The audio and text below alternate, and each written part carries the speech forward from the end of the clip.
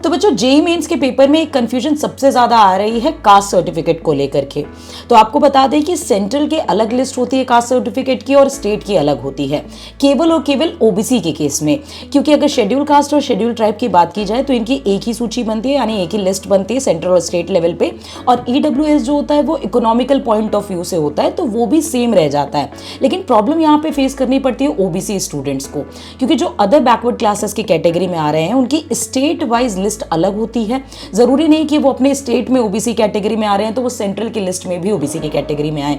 तो इस बात का आपको ध्यान देना है कि जब आप जेईई के फॉर्म में भरें तो अगर आप सेंट्रल की लिस्ट में ओबीसी कैटेगरी में नहीं आ रहे हैं तो आप ओबीसी सर्टिफिकेट का इस्तेमाल नहीं कर सकते, आप ओबीसी कैटेगरी में अप्लाई नहीं कर सकते। अगर आप सेंटर की लिस्ट में ओबीसी की कैटेगरी में आ रहे हैं तो डेफिनेटली वही सर्टिफिकेट आपको लगाना है सेंटर का और ओबीसी के कैटेगरी में अप्लाई कर सकते हैं।